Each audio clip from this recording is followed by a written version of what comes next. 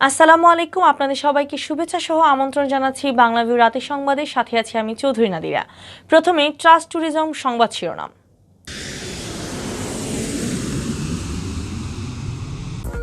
বিশ্বের সামনে বাংলাদেশ উন্নতির উদাহরণ বলে মন্তব্য করেছেন ভারতের প্রধানমন্ত্রী নরেন্দ্র মোদী। সফরের দ্বিতীয় দিন বৈঠক করেছেন রাষ্ট্রপতি ও প্রধানমন্ত্রীর সাথে।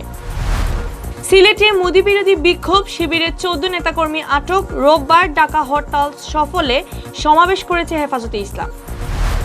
বাংলাদেশে প্রতিদিন লম্বা হচ্ছে করোনা ভাইরাস আক্রান্তের তালিকা। মৃত্যু হয়েছে আরও 39 জনের, যা গত 3.5 মাসের মধ্যে সর্বোচ্চ। সিলেটে রায়হান হত্যা মামলার চার্জশিট প্রস্তুত, যে কোনো দিন জমা দেওয়া হবে আদালতে।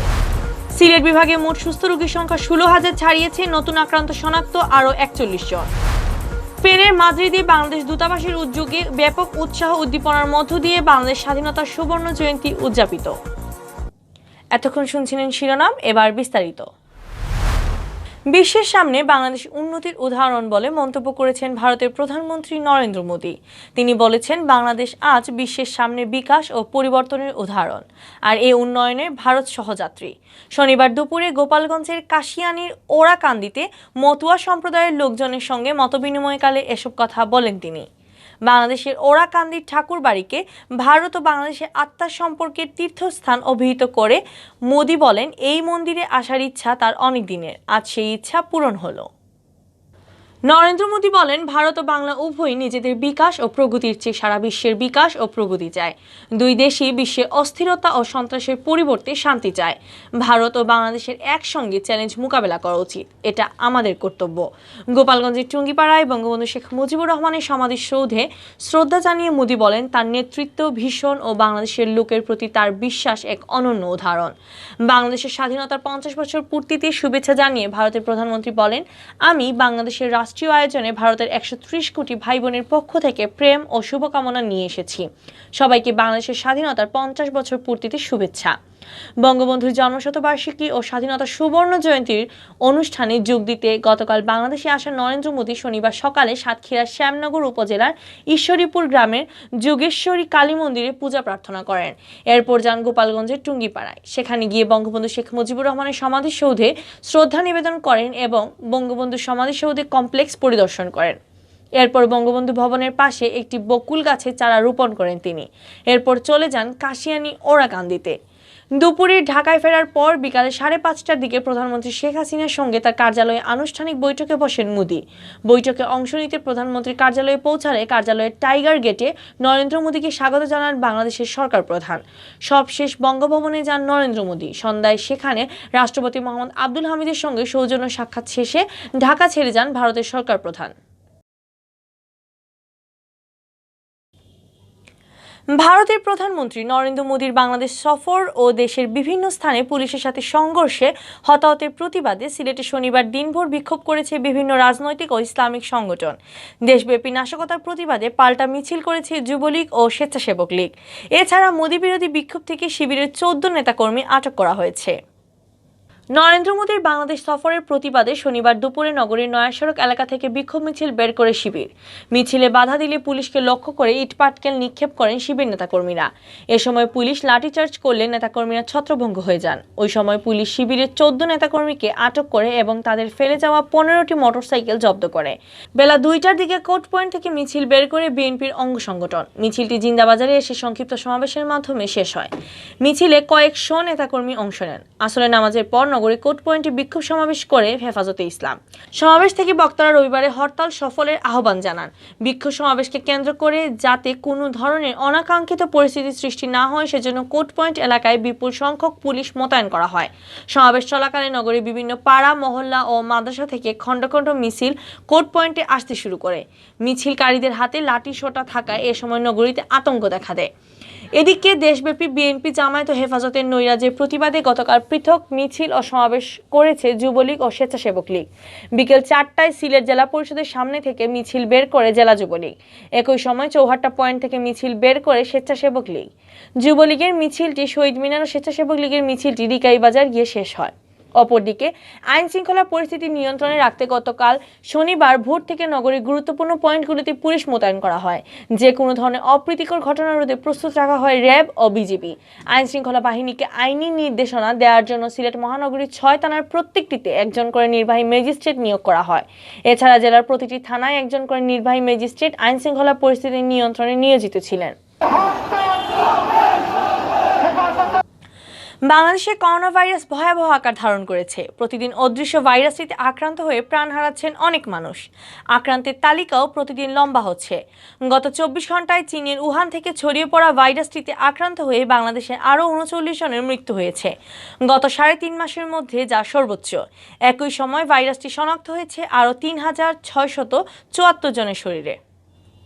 শনিবার বিকেলে স্বাস্থ্য অধিদপ্তর থেকে পাঠানো নিয়মিত সংবাদ বিজ্ঞপ্তিতে জানানো হয়, গত 24 ঘন্টায় 24,664টি নমুনা পরীক্ষা করে 3,674 জনের শরীরে ভাইরাসটির উপস্থিতি পাওয়া গেছে। সব মিলিয়ে দেশে শনাক্ত রোগীর সংখ্যা 5,91,806 জন।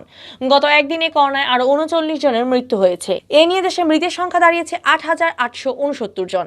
মারা যাওয়া 39 জনের মধ্যে পুরুষ 24 জন, নারী 15 জন। গত 24 ঘন্টায় নমুনা পরীক্ষার বিবেচনায় শনাক্তের হার 14.90%, আর মৃত্যুর হার 1.50%। বিজ্ঞপ্তিতে করোনা ভাইরাসে আক্রান্তদের মধ্যে ঘটনায় 24 ঘন্টায় হাসপাতালে বাসায় মিলিয়ে সুস্থ হয়েছেন 1,971 জন। দেশে এ পর্যন্ত সুস্থ হয়েছেন 5,33,922 জন।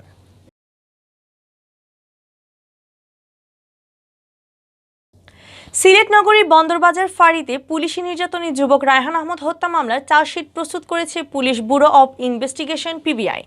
আগামী বুধবারের মধ্যে যে কোনো দিন এই চার্জশিট আদালতে জমা দেওয়া হবে বলে জানিয়েছেন পিবিআই সিলেটের পুলিশ সুপার মোহাম্মদ খালেদুজ্জামান। তবে মোট কতজনকে আসামি করা হয়েছে এ বিষয়ে খোলাসা করেনি পিবিআই। রায়হান আহমদ হত্যা মামলার তদন্তের সময় বর্ধিত করার জন্য গত 10 ফেব্রুয়ারি সিলেটের অতিরিক্ত chief metropolitan magistrate Mohammad Abdul মোমিনের আদালতে আবেদন করে পিবিআই। 14 ফেব্রুয়ারি আবেদনের শুনানির পর আদালত 30 কার্যদিবস সময় বৃদ্ধি করেন। এরপর তদন্তকারী কর্তৃপক্ষ পিবিআই কর্মকর্তারা রায়হান হত্যা মামলা আদ্যপান্ত পর্যালোচনা করে অভিযোগপত্র চূড়ান্ত করার কাজ শুরু করেন। চার্জশিটে বন্দরবাজার ফাঁড়ি ইনচার্জ বরখাস্ত হওয়া 2IC SI হাসান আলী সহ কয়েকজন পুলিশ সদস্যকে আসামি করা হচ্ছে বলে সূত্র নিশ্চিত করেছে। তবে চার্জশিটে আর কাদেরকে আসামি করা হচ্ছে এ ব্যাপারে এখন মুখ খুলতে রাজি নয় পিবিআই। চার্জশিট দাখিলের আগে সংবাদ সম্মেলন ডেকে পুরো তদন্ত কার্যক্রম ও আসামিদের ব্যাপারে অবগত করা হবে বলে জানিয়েছেন পুলিশ সুপার খালেদুজ্জামান।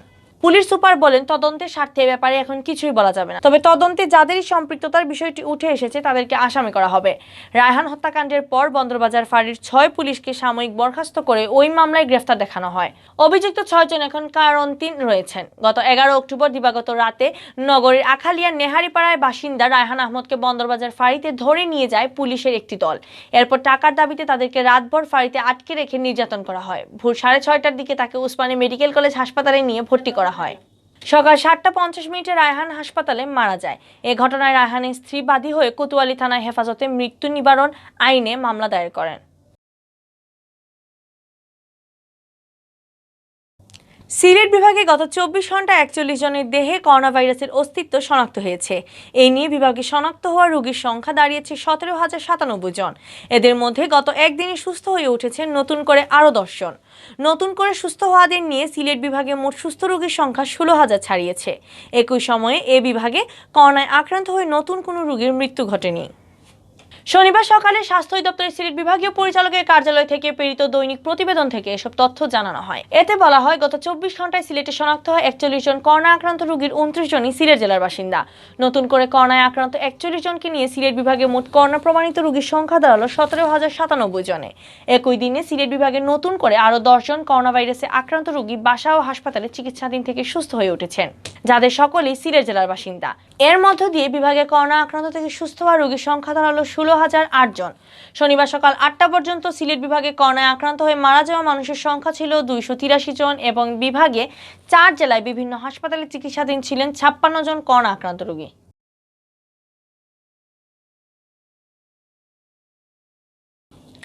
স্পেনের মাদ্রিদে বাংলাদেশ দূতাবাসের উদ্যোগে ব্যাপক উৎসাহ উদ্দীপনার মধ্য দিয়ে যথাযথ মর্যাদায় বাংলাদেশের স্বাধীনতার সুবর্ণ জয়ন্তী ও জাতীয় দিবস উদযাপিত হয়েছে। দূতাবাসের কাউন্সিলর ও দূতালয় প্রধান এটিএম আব্দুর রউফ মণ্ডল দূতাবাস প্রাঙ্গণে জাতীয় পতাকা উত্তোলনের মাধ্যমে দিবসের কর্মসূচির সূচনা করেন। শুক্রবার ২৬ মার্চ স্থানীয় সময় সকাল ১১:৩০ দূতাবাস প্রাঙ্গণে জাতীয় পতাকা উত্তোলন ও পরে দূতাবাস সভাকক্ষে আলোচনা সভার আয়োজন করা হয়।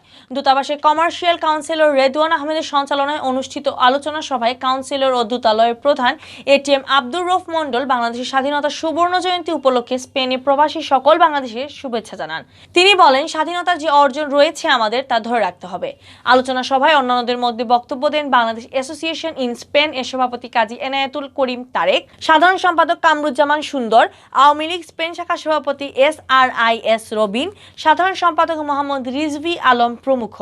এছাড়াও অনুষ্ঠানে অন্যান্যদের মধ্যে উপস্থিত ছিলেন আওয়ামী লীগ স্পেন শাখার সিনিয়র সহসভাপতি আব্দুল কাইয়ুম সেলিম, সহসভাপতি একরামুজ্জামান কিরণ, সাংগঠনিক সম্পাদক বদরুল কামালি, স্পেন বাংলা প্রেস ক্লাবের সদস্য কবির আল মাহমুদ সহ দূতাবাসের সকল কর্মকর্তা ও কর্মচারী।